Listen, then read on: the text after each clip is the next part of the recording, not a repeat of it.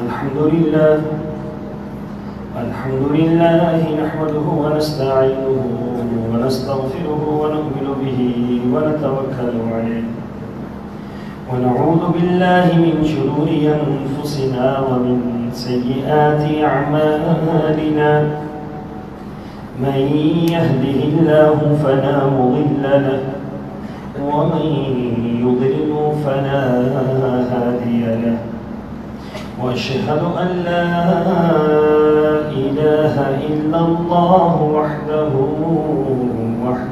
لا شريك له وأشهد أن محمدا عبده ورسوله أما بعد فإن أحسن الكلام كلام الله وأحسن الهدي هدي محمد صلى الله عليه وسلم وشر الأمور محدثاتها وكل محدثة بدعة وكل بدعة ضلالة وكل ضلالة في النار. قال الله تبارك وتعالى في القرآن المجيد: أعوذ بالله السميع العليم من الشيطان الرجيم. بسم الله الرحمن الرحيم.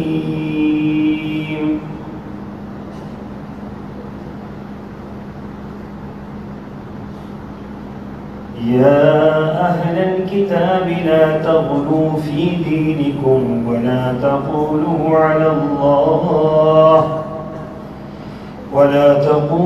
على الله إلا الحق إنما المسيح عيسى ابن مريم رسول الله وكلمته ألقاها إلى مريم وروح منه فآمنوا بالله ورسله ولا تقولوا ثلاثة انتهوا خيرا لكم إنما الله إله واحد سبحانه أن يكون له ولد له ما في السماوات وما في الأرض وكفى بالله وكيلا.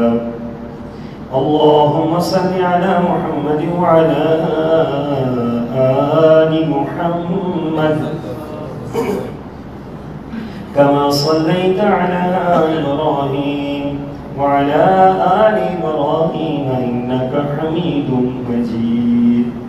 اللهم بارك على محمد وعلى آل محمد كما باركت على إبراهيم وعلى آل إبراهيم إنك حميد مجيد. سبحانك لا علم لنا إلا ما علمتنا إنك أنت العليم الحكيم. اے اہل کتاب، اپنے دین میں غلو نہ کرو اور اللہ کی شان میں حق بات کے علاوہ کچھ بھی نہ کہو. عیسیٰ ابن مریم صرف اللہ کے رسول تھے اور اللہ کا کلمہ جسے اس نے مریم کی طرف علیہ السلام پہنچا دیا اور اس کی طرف سے ایک روح تھی. لہذا تو اللہ اور اس کے رسولوں پر ایمان لے آؤ اور 3 معبودوں کے قائل نہ بنو. اس سے باز آ جاؤ، اسی میں تمہارے لیے بہتری ہے. اللہ یقیناً اکیلا معبود ہے اور اس سے بات ہے کہ کوئی اس کی اولاد ہو. آسمانوں اور زمین میں جو کچھ ہے صرف اللہ کی ملکیت ہے اور اللہ اکیلا ہی تمہارا کارساز ہے. آیت نمبر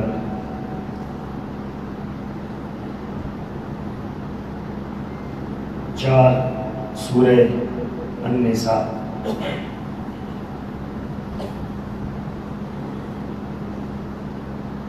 سامعین محترم، اللہ تعالیٰ نے جو دین اسلام ہمیں دیا ہے، اس دین کی بے پناہ خوبیاں ہیں۔ ان خوبیوں میں سے بہت بڑی خوبی یہ ہے کہ یہ دین وسط ہے، اعتدال والا دین ہے۔ جس طرح امت وسط ہے، امتا وسطا لتکونوا شہداء علی الناس، کہ ہم نے تمہیں معتدل درمیانی امت بنایا ہے، اسی طریقے سے یہ دین بھی معتدل اور افراط اور تفریط سے بالکل پاک ہے۔ یہ اسلام کی بہت بڑی خوبی ہے کہ اس کے اندر نہ تو افراط ہے نہ ہی تفریط ہے۔ افراط کا معنی ہوتا ہے ایک انتہا، اور تفریط کا معنی ہوتا ہے دوسری انتہا۔ تو اسلام نہ اس انتہا پہ ہے نہ اس انتہا پہ ہے۔ اسلام اپنی اصل حیثیت میں، دین اپنی اصل حیثیت میں جو اللہ اور اس کے رسول نے بیان فرمایا، بغیر کسی کمی کے، بغیر کسی اضافے کے، من و عن اس کو مان لینا، یہ ہمارے لیے لازم ہے۔ اگر ہم اس پہ کمی کریں گے تو یہ بھی جائز نہیں ہے، اور اس میں اضافہ کریں گے وہ بھی جائز نہیں ہے۔ دین کے اندر ہمارا کوئی دخل نہیں ہے۔ کوئی یہ سمجھے کہ دین کوئی بلڈنگ ہے جسے آپ اپنی مرضی کے مطابق بنا لیں، یہ کوئی آپ کی ذاتی پراپرٹی ہے، آپ کی ذاتی ملکیت ہے، جس طرح مرضی آپ اس کو موڑ دیں۔ دین ایسا نہیں ہے۔ دین کے بارے میں ہمیشہ یہ بات یاد رکھیں کہ دین، ہم اس کے محتاج ہیں، دین ہمارا محتاج نہیں ہے۔ ہم دین کے پابند ہیں، دین ہمارا پابند نہیں ہے۔ ہمارے اوپر لازم ہے کہ ہم دین پر چلیں، ہم دین کو اختیار کریں، دین کی ایک ایک بات پر عمل پیرا ہو، رائی کے دانے کے برابر اس کے اندر اپنی مرضی بھی شامل نہ کریں، اور اس کے اندر کوئی کمی بھی نہ کریں، کوتاہی بھی نہ کریں۔ تب اللہ تعالیٰ کے ہاں ہمارا دین قابل قبول ہوگا۔ غلو فی الدین یہ بہت بڑا جرم ہے اور بہت بڑا ظلم ہے، چاہے وہ کسی لحاظ سے بھی ہو۔ اللہ تعالیٰ نے اہل کتاب کو مخاطب فرمایا اور فرمایا لا تغلوا فی دینکم، اپنے دین کے اندر غلو نہ کرنا۔ آپ کو پتا ہے کہ یہودیت کے اندر غلو کیا ہے اور عیسائیت کے اندر غلو کیا ہے؟ دونوں افراط اور تفریط کا شکار ہے۔ اس قدر غلو انہوں نے کیا دین کے اندر کہ آپ یہ بات سن کر حیران ہوں گے کہ عیسائیوں کے اندر یہ ان کا دین نہیں تھا کہ وہ کسی غار کے اندر داخل ہو جائیں اور 20 سال اس غار سے باہر نہ نکلیں اور وہیں پر بیٹھ کے عبادت کرتے ہیں۔ یہ دین نہیں تھا، یہ ان کا غلو تھا۔ آج بھی عیسائیوں کے اندر ایسے افراد موجود ہیں جو ان کے مذہب میں پختہ ہیں۔ وہ سمندر میں ایک پاؤں پہ کھڑے ہو جاتے ہیں، پاؤں کو مچھلی کھا جاتی ہے، مگر مچھ کھا جائے وہ اپنی جگہ سے ہلتے نہیں، وہ کہتے ہیں یہ ہمارا دین ہے، ایک پاؤں پر کھڑے ہو۔ اسلام بہت اللہ کی بڑی نعمت ہے، اور اس نعمت نے ہمارے لیے ہر موقع پر اعتدال رکھا ہے کہ آپ نے وہ راہ اختیار کرنی ہے کہ جو محمد رسول اللہ صلی اللہ علیہ وسلم نے بیان فرمائی، اور آپ نے ایک ایک بات فرمائی۔ صحیح بخاری کی روایت میں صحابہ کرام فرماتے ہیں، ہم بیٹھے ہیں، ایک شخص آیا اور اونٹ پر سوار تھا، مسجد کے اندر آ کر داخل ہوا اور اونٹ بھی مسجد کے اندر لے آیا۔ معلوم یہ ہوتا ہے کہ اسے مسجد کے آداب کا پتہ نہیں تھا۔ اور پھر مسجد کے اندر اس نے ایک کونے میں بیٹھ کر پیشاب کرنا شروع کر دی. صحابہ کرام اٹھے کہ اس کو روکا جائے، اور رحمت عالم صلی اللہ علیہ وسلم نے منع کر دیا، فرمایا کہ اس کو رہنے. وہ اپنی حاجت سے فارغ ہوا، نبی صلی اللہ علیہ وسلم کو آ کر سلام کیا، اپنے سلام کا جواب دیا، اور اس کے بعد اس نے سوال بڑا عجیب پوچھا. اب دیکھیں نا، غلطی مسجد کے اندر کی تھی اور کتنی بڑی غلطی کی تھی، لیکن یہ غلطی وہ کر رہا تھا جو مسجد کے آداب سے واقف نہیں تھا. اسی لیے کہا جاتا ہے نا کہ یہ جو بچے غلطیاں کرتے ہیں یہ قابل گرفت نہیں ہوتے. وجہ یہ ہے کہ وہ آداب سے واقف ہی نہیں. جو آداب سے واقف ہیں ان کے لیے گرفت ہے، جو آداب سے واقف نہیں ان کے لیے گرفت نہیں. غلطی تو کریں گے ظاہر بات. تو رسول اللہ صلی اللہ علیہ وسلم نے ان کو فرمایا کہ اللہ کے رسول، ایک سوال ہے، میں یہ پوچھنا چاہتا ہوں آپ سے کہ مجھے ایسی بات بتلا دیجئے کہ آج کے بعد کسی اور سے میں سوال بھی نہ کروں، اور ایسی بات بتلا دیجئے، ایسا عمل بتلا دیجئے کہ میں وہ کروں اور جنت میں داخل ہو جاؤں. اب ایک طرف تو مسجد میں آنے کے آداب کا پتہ نہیں، اور دوسری طرف سوال کتنا خوبصورت ہے کہ مجھے بتلائیے کہ میں جنت میں کیسے داخل ہو جاؤں. قربان جاؤ رسول اللہ صلی اللہ علیہ وسلم پر. آپ نے فرمایا کہ پہلے 5 نمازوں کو ادا کر، 5 صلوات فی اليوم واللیل، دن اور رات میں 5 نمازیں تیرے اوپر کیا ہیں؟ فرض ہیں. اس نے کہا اس کے علاوہ بھی کوئی نماز فرض ہے؟ 5 نمازوں کے علاوہ بھی کوئی فرض ہے؟ تو آپ علیہ السلام نے فرمایا لا الا ان تطوع، اگر تو نفلی پڑھنا چاہے تو نفلی نماز تو موجود ہے، وہ تہجد بھی ہے، وہ اشراق بھی ہے، وہ چاشت بھی ہے، وہ وضو کی تحیت الوضو ہے، تحیت المسجد ہے، باقی تو موجود ہیں. لیکن فرمایا کہ فرض کتنی ہے؟ وہ 5 ہی. پھر اس نے پوچھا کہ اللہ کے رسول صلی اللہ علیہ وسلم، اس کے بعد آپ نے فرمایا وہ صیام رمضان، رمضان کے روزے فرض ہیں تیرے اوپر، کہ رمضان کے روزے رکھ. اس نے پوچھا اس کے علاوہ بھی کوئی اور روزے فرض ہیں؟ رمضان کے تو ہو گئے، اس کے علاوہ بھی کوئی فرض ہے؟ فرمایا نہیں، الا ان تطوع، اگر تم چاہو تو نفلی روزے رکھ سکتے ہیں. اب نفلی روزے کون سے ہیں؟ ہفتے میں آپ رکھنا چاہیں تو سوموار اور جمعرات کا رکھ لیں، مہینے میں رکھنا چاہیں تو ایام 20 کے رکھ لیں.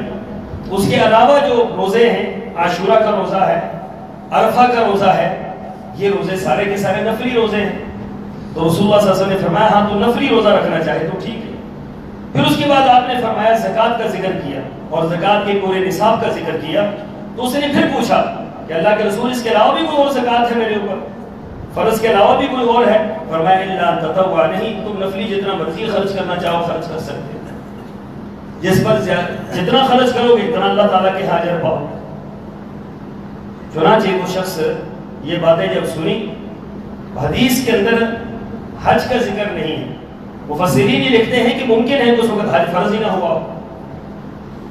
تو یہ بات اس نے سنی، اس دیہاتی نے، اس بدو نے، تو چھلانگ ماری اونٹ پر بیٹھ گیا، اور اونٹ پر بیٹھ کر آپ علیہ السلام کو مخاطب کر کے کہتا ہے واللہ لا ازید علی ھذا ولا انقص، کہ اللہ کے رسول صلی اللہ علیہ وسلم اللہ کی قسم ہے جو دین آپ نے مجھے بتلا دیا، نہ اس میں کمی کروں گا نہ اضافہ کروں گا.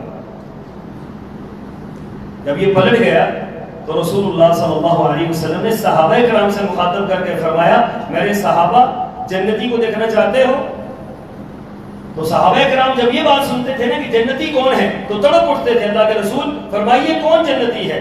تو آپ نے فرمایا کہ یہ جو شخص جا رہا ہے، یہ جو شخص جا رہا ہے جس نے دنیا میں جنتی کو دیکھنا ہے، اس کو دیکھے یہ جنتی جا رہا ہے.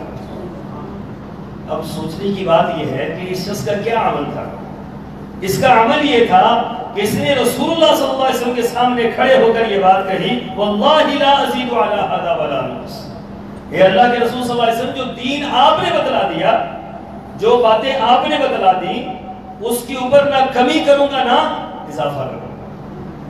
بس ہم پابند ہیں، ہم جکڑے ہوئے ہیں، کسی صورت میں دین کے اندر ہمارا دخل نہیں، نہ تو ہم اس کو بڑھا سکتے ہیں نہ اس کو کم کر سکتے ہیں. عقیدے کے اندر ہمارا کوئی دخل نہیں، ہم جس کو چاہیں مشکل کشا بنا لیں، جس کو چاہیں حاجت روا بنا لیں، جس کو چاہے ہم داتا بنا لیں، جس کو چاہے ہم دستگیر بنا لیں، جس کو چاہے ہم جو مرضی ہے اس کا نام رکھ لیں، ہمارا اس کے اندر کوئی دخل نہیں۔ رسولوں کی ذات کے اندر ہمارا کوئی دخل نہیں ہے۔ ایمان لانا ہے یہ اللہ کے رسول ہیں، ان کو کم اور زیادہ کر دینا، کسی کو نعوذ باللہ من ذالک کا خدا تک پہنچا دینا اور کسی کے متعلق کوئی نازیبہ گفتگو کر دینا، یہ ہمارا دین اس کی اجازت نہیں دیتا۔ لیکن کیا غلطی ہوئی آپ دیکھ لیں کہ یہودیوں سے اور عیسائیوں سے، وقالت الیہود عزیر ابن اللہ وقالت النصارى المسیح ابن اللہ، یہ عیسائیوں نے کہا کہ اللہ تعالیٰ نے فرمایا تھا کہ یہ حضرت عیسیٰ اللہ کے بیٹے ہیں، انہوں نے کیا کیا؟ دین کے اندر غلو کر دیا، اپنے پیغمبر کی محبت میں اتنا آگے چلے گئے، اتنا آگے چلے گئے کہ پیغمبر کو انہوں نے خدا بنا لیا۔ یہ نفرت کی بنا پر نہیں بنایا، محبت کی بنا پر بنایا۔ کیا عیسائیوں کو حضرت عیسیٰ سے نفرت ہے کہ انہوں نے کہا کہ ثالث ثلاثہ؟ انہوں نے یہ کہا کہ یہ اللہ کے بیٹے ہیں، انہوں نے یہ کہا یہ اللہ کی اولاد ہے۔ عیسائیوں نے نفرت کی بنا پر نہیں کہا، انہوں نے محبت کی بنا پر اور محبت کے اندر غلو کی بنا پر انہوں نے یہ دعویٰ کر دیا کہ حضرت عیسیٰ کیا ہے؟ اللہ کے بیٹے ہیں۔ اسی طرح یہودیوں نے حضرت عزیر کو اللہ کا بیٹا بنایا، نفرت کی بنا پر تو نہیں بنایا، محبت کی بنا پر بنایا، حضرت عزیر سے محبت کرتے تھے، اس لیے انہوں نے کہا کہ وقالت الیہود عزیر ابن اللہ، عزیر اللہ کے بیٹے ہیں علیہ السلام۔ تو قرآن پاک نے کیا فرمایا؟ فرمایا کہ کس قدر انہوں نے عجیب بات کہی، وقالوا اتخذ الرحمن ولدا، یہ کہتے ہیں کہ اللہ کی اولاد ہے۔ لقد جئتم شیئا ادا، کتنا بڑا گناہ انہوں نے کمایا ہے اللہ کے متعلق، کتنی بھاری بات انہوں نے اللہ کے متعلق کہہ دی، کتنی بڑی بات اللہ کے متعلق انہوں نے کہہ دی۔ اللہ کا بیٹا، اللہ کی اولاد۔ تکاد السماوات یتفطرن منہ وتنشق الارض وتخر الجبال حدا، ان کی اس بات سے قریب ہے کہ آسمان پھٹ جائے، پہاڑ گر جائیں، یہ زمین جو ہے وہ ریزہ ریزہ ہو جائے، زمین پھٹ جائے، پہاڑ ریزہ ریزہ ہو جائے، ان کی اس بات کی وجہ سے کیا؟ ان دعوا للرحمن ولدا، یہ کہتے ہیں کہ اللہ کا بیٹا ہے۔ کس قدر بڑا جرم یہ کر رہے ہیں کہ اللہ کے بیٹے بنا رہے ہیں۔ اس قدر یہ محبت میں غلو میں آگے نکل گئے کہ انہوں نے اللہ کی تعلیمات کو جو ہے چھوڑ دی، انہوں نے پیغمبر کی تعلیمات کو چھوڑ دیا۔ کیا حضرت عیسیٰ نے یہ فرمایا تھا کہ مجھے اللہ کا بیٹا بنانا؟ کیا حضرت عزیر نے یہ فرمایا تھا مجھے اللہ کا بیٹا بنانا؟ انہوں نے کیا کیا؟ ان کو اللہ کا بیٹا بنا دیا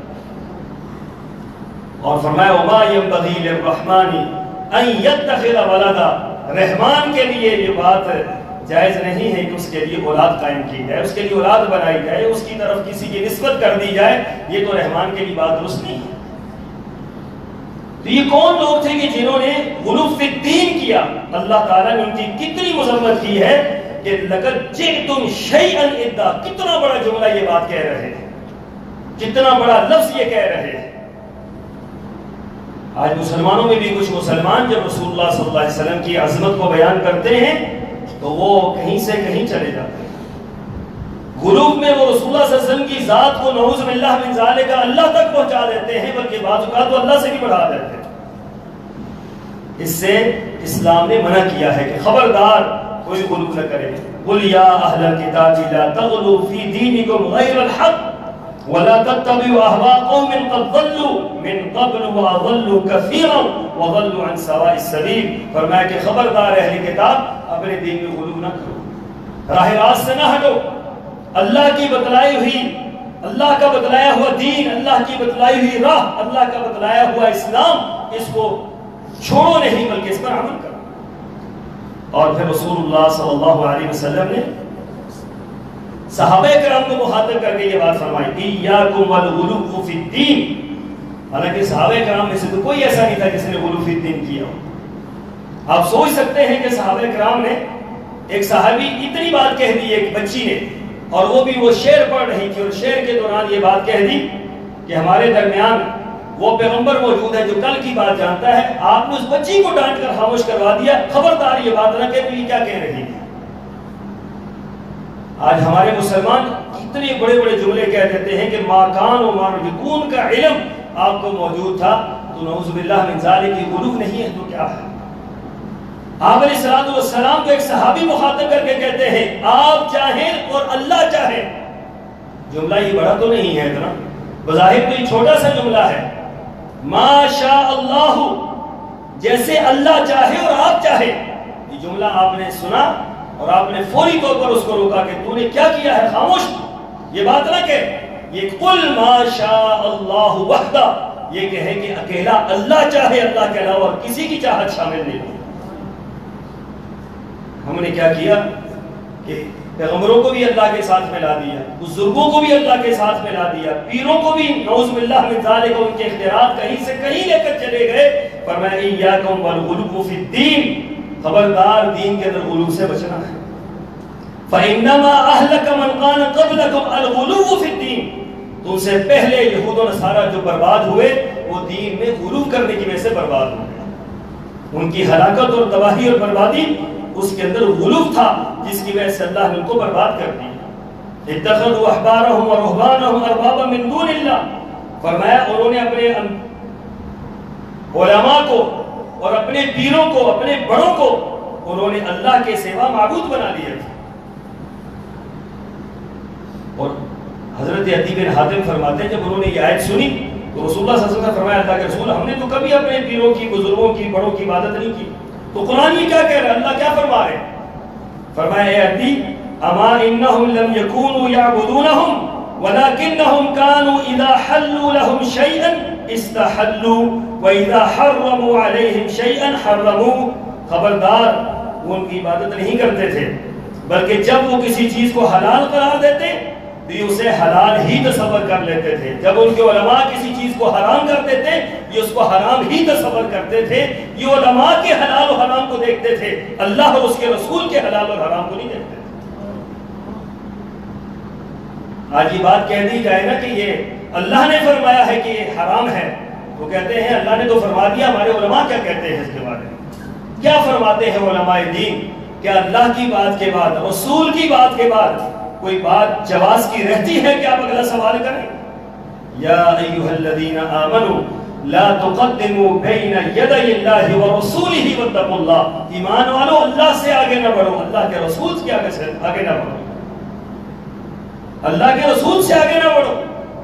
وما كان لمؤمن ولا مؤمنة اذا قضى الله ورسوله امرا ان يكون لهم الخيرة من امرهم.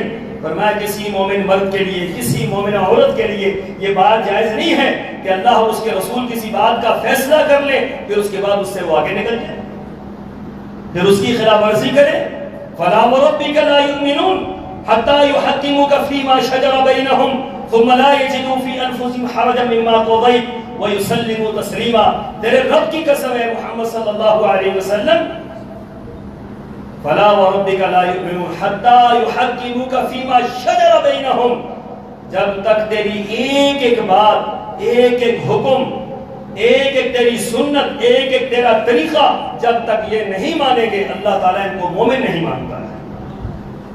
ہم اور آپ پابند ہیں اس لکیر کے جو محمد رسول اللہ صلی اللہ علیہ وسلم نے لگائی ہے. نہ اس لکیر کو ادھر جا سکتے ہیں نہ اس کے ادھر جا سکتے ہیں، نہ اس کو بڑھا سکتے ہیں نہ اس کو کم کر سکتے ہیں. یہ وہ لائن ہے، یہ وہ شاہراہ ہے، یہ وہ راستہ ہے، یہ وہ صراط مستقیم ہے جس پر آقا علیہ الصلوۃ والسلام نے ہمیں کھڑے رہنے کا کہا ہے. فرمایا خبردار دائیں بائیں آگے پیچھے سے نہیں ہونا.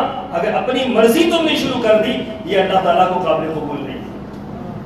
غلو فی الدین بہت بڑا جرم ہے. فرمایا کہ خبردار، پھر صحابہ کرام کو مخاطب کر کے فرمایا لا تطرونی کما اطرت النصارى ابن مریم فانما انا عبده فقولوا عبد اللہ ورسولہ. فرمایا کہ اس طریقے سے مجھے میری تعظیم نہ کرنا، میری تعظیم میں حد سے آگے نہ بڑھنا. اس طریقے سے عیسیٰ ابن مریم کی تعظیم کی گئی اور حد سے آگے بڑھا دیا گیا. میں تو محض اللہ کا ایک بندہ ہوں اور میں اس کا رسول ہوں، لہذا مجھے اس کا بندہ اور اس کا رسول کہو، اس کے علاوہ مجھے کچھ اور کہنے کی ضرورت ہے. سبحان اللہ. رسول اللہ صلی اللہ علیہ وسلم نے ایک ایک بات وضاحت کے ساتھ امت کے کانوں میں ڈالی، امت تک پہنچائی، لیکن کیا کہیے کہ ہم کبھی ادھر لڑک جاتے ہیں، کبھی ادھر لڑک جاتے ہیں۔ اس لیے یاد رکھیں کہ اللہ کی ذات میں، پیغمبروں کی ذات میں غلو کرنا کسی صورت میں جائز ہے، اور پھر مرنے کے بعد ان کے متعلق غلو کرنا یا ان کی ذات کے متعلق یا ان کی قبر کے متعلق اسلام نے اس پر بھی قطعاً عائد کر دی۔ فرمایا کہ خبردار، حضرت عائشہ صدیقہ فرماتی ہیں کہ آپ مرض و وفات کے اندر ہیں اور آپ پر غشی پہ غشی آ رہی ہے، آپ جب ہوش میں آئے تو آپ زبان مبارک سے کچھ کلمے ارشاد فرما رہے جو مجھے سنائی نہیں دے رہا تھا بطاحت کی وجہ سے کہ آپ کیا فرما رہے ہیں۔ میں نے کان لگائے تو آپ علیہ السلام یہ الفاظ فرما رہے تھے، لعن اللہ الیہود والنصارى اتخذوا قبور انبیائہم مساجدا، کہ اللہ تعالیٰ یہود و نصارہ کو برباد کرے، اللہ ان پر لعنت بھیجے کہ انہوں نے اپنے انبیاء کی قبروں کو کیا کر دیا؟ سجدہ گاہ بنا دیا۔ یاد رکھیں قبروں کو سجدہ گاہ بنانا یہ کیا ہے؟ یہ حرام ہے، غلو فی الدین ہے۔ اور قبروں کے اوپر مسجد بنانا یا قبروں کے اندر جا کر وہاں پر سجدے کرنا یا قبروں کو کسی اور کام کے لیے استعمال کرنا، اس طرح ہمارے ہاں اس کو چراغاں کیا جاتا ہے، ان پر سنگ مرمر لگایا جاتا ہے، اس کے اوپر پھر چادریں چڑھائی جاتی ہیں، اس کے اوپر کیا کچھ نہیں کیا جاتا۔ یہ ساری کی ساری چیزیں، اس سے آپ کے پیغمبر، آپ کے امام، نبی آخر الزمان حضرت محمد رسول اللہ صلی اللہ علیہ وسلم نے نام لے لے کر آپ نے منع فرمایا کہ خبردار یہ کام بھی نہ کرنا، یہ کام بھی نہ کرنا، یہ کام بھی نہ کرنا۔ اور آج آپ دیکھ لیں دنیا کے سب سے بڑے ولی صحابہ کرام تھے، ان اولیاء اللہ کی قبروں کو آپ جا کر دیکھ لیں جنت البقیع میں کہ وہ کیسی، ان سے بڑا بھی کوئی ولی تھا؟ حضرت عثمان سے بڑا بھی کوئی ولی تھا؟ حضرت سعد اور سعید سے بڑا ولی بھی کوئی تھا اللہ کا؟ ان اولیاء اللہ کی قبروں کو جا کر دیکھیں کہ اولیاء اللہ کی قبریں ایسی ہی ہوتی ہیں جیسے اللہ چاہتا ہے، جیسا اس کا پیغمبر چاہتا ہے۔ آپ علیہ السلام نے حضرت علی کو جھنڈا دیا تھا، اے علی جاؤ یہ جھنڈا لے کر جاؤ، کسی انسان کے گلے میں، کسی جانور کے گلے میں کوئی تعویذ دیکھو، کوئی گھنٹی دیکھو، کوئی دھاگا دیکھو، اس کو اتار کر پھینک دو۔ کیوں؟ کہ میرا دین اس بات کی اجازت نہیں دیتا۔ اور پھر ساتھ یہ بھی فرمایا کسی قبر کو زمین سے اونچا دیکھو اور اس کے اوپر عمارت بنی ہوئی دیکھو، اس کے اوپر بلڈنگ بنی ہوئی دیکھو، اس کو چونا گچ دیکھو، فرمایا اس کو گرا کر برابر کر دو، کیونکہ محمد رسول اللہ صلی اللہ علیہ وسلم کا دین اس بات کی اجازت نہیں دیتا۔ تو اللہ کے بندو، آپ کیا کہتے ہیں کہ ہم اسی دین پر قائم ہیں کہ جو رسول اللہ صلی اللہ علیہ وسلم ہمیں دے کر گئے ہیں؟ تو آپ علیہ السلام نے فرمایا خبردار غلو نہ کرنا، جس طرح انہوں نے عیسیٰ ابن مریم کی ذات میں غلو کیا۔ پھر فرمایا کہ اگر آپ عبادت بھی کرتے ہیں، عبادت میں بھی غلو جائز نہیں۔ صحابہ کرام آئے، حضرت عائشہ صدیقہ کی روایت ہے امہات المومنین کے پاس، 3 صحابی، بڑی معروف روایت ہے، اور تینوں نے رسول اللہ صلی اللہ علیہ وسلم کی عبادت کے متعلق سوال کیے۔ سوال کا جواب دیا گیا کہ آپ اتنی عبادت کرتے ہیں، اس طرح آپ روزے رکھتے ہیں، اس طریقے سے آپ عبادت کے اندر مشقت کرتے ہیں، پوری پوری رات آپ جاگتے ہیں، آپ کے پاؤں مبارک پھٹ جاتے ہیں رات کو عبادت کر کر۔ تو آپ علیہ السلام کی اس عبادت کو سنا تو صحابہ گھبرا گئے۔ انہوں نے کہا کہ اللہ کے رسول صلی اللہ علیہ وسلم، اللہ تعالیٰ کے اتنے مقرب ہو کر، اتنی اللہ کی برگزیدہ ہستی اور چنیدہ ہستی، جب ان کا یہ حال ہے تو ہماری عبادت تو کسی کام کی نہیں۔ ایک صحابی نے یہ قسم اٹھا لی کہ آج کے بعد کبھی بھی میں رات کو سوں گا نہیں۔ ایک نے کہا کہ آج کے بعد کبھی بھی دن کو افطار نہیں کروں گا، یعنی کہ روزہ رکھوں گا، اور تیسرے نے کہا آج کے بعد میں کبھی شادی نہیں کروں گا۔ تو کیا کہتے ہیں صحابہ کرام کے جذبات غلط تھے؟ کوئی بندہ یہ بات کہہ دیتی میں پوری زندگی روزے رکھوں گا، کبھی بھی افطار نہیں کروں گا، 1 مہینہ گرمی میں روزے آئے نا پتہ لگ جاتا ہے۔ پوری زندگی جس صحابی نے قسم اٹھا لی میں روزہ رکھوں گا، یہ کوئی معمولی بات تھی؟ بہت بڑا عمل تھا۔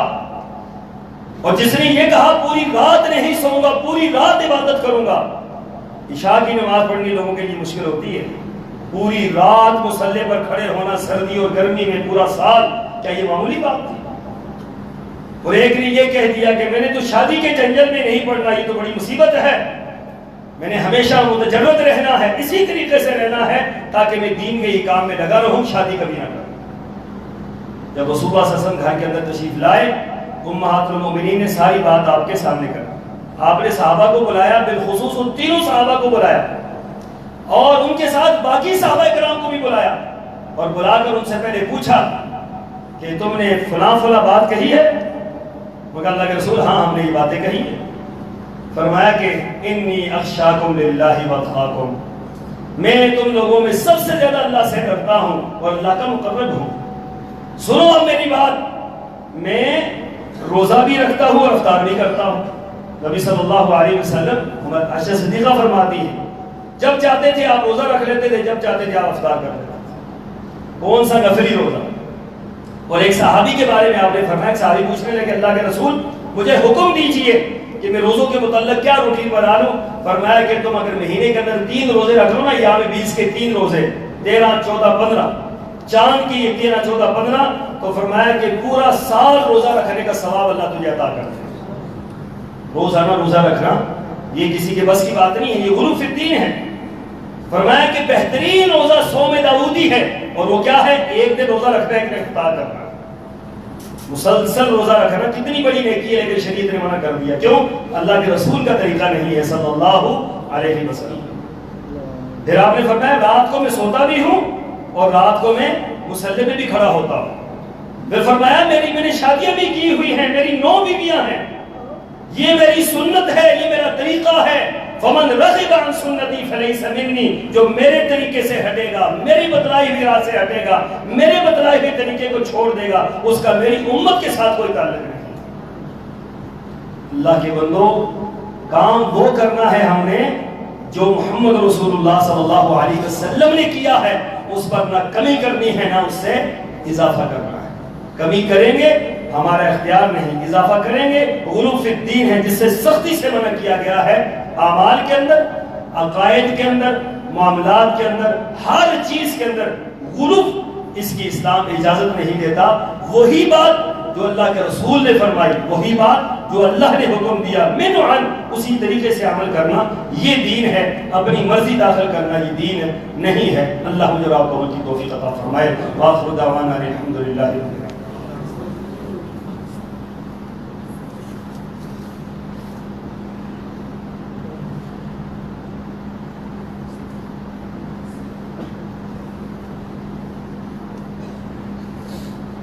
الحمد لله نحمده ونستعينه ونستغفره ونؤمن به ونتوكل عليه ونعوذ بالله من شرور أنفسنا ومن سيئات أعمالنا، من يهده الله فلا مضل له ومن يضلل فلا هادي له، وأشهد أن لا إله إلا الله وحده لا شريك له، وأشهد أن محمدا عبده ورسوله، أما بعد فإن أحسن الكلام كلام الله، وأحسن الهدي هدي محمد صلى الله عليه وسلم، وشر الأمور محدثاتها وكل محدثة بدعة وكل بدعة ضلالة وكل ضلالة في النار۔ قال الله تبارك وتعالى في القرآن المجيد: أعوذ بالله السميع العليم من الشيطان الرجيم، بسم الله الرحمن الرحيم: ومن الناس من يتخذ من دون الله أندادا يحبونهم كحب الله والذين آمنوا أشد حبا لله، اللهم اغفر للمؤمنين والمؤمنات والمسلمين والمسلمات الأحياء منهم والأموات، اللهم اعز الإسلام والمسلمين، اللهم انصر الإسلام والمسلمين، اللهم اعز الإسلام والمسلمين۔ ہمارے نہایت محترم دوست اور بھائی بزرگ ہمارے جناب عبدالحی صاحب، ان کی والدہ محترمہ گزشتہ چند روز قبل قضاء الہی سے وفات پا گئی تھی۔ ان کے لیے دعا فرمائیں کہ اللہ تعالیٰ ان کی اگلی منزل کو آسان فرمائے، اللہ تعالیٰ ان کے درجات کو بلند فرمائے، اللہ تعالیٰ ان کی کڑی منزلوں کو آسان فرمائے، جتنے بھی فوت شدگان ہیں اللہ تعالیٰ سب کی بخشش فرمائے۔ اللهم اغفر للمؤمنين والمؤمنات والمسلمين والمسلمات الأحياء منهم والأموات سبحان ربك رب العزة عما يصفون وسلام على المرسلين والحمد لله رب العالمين.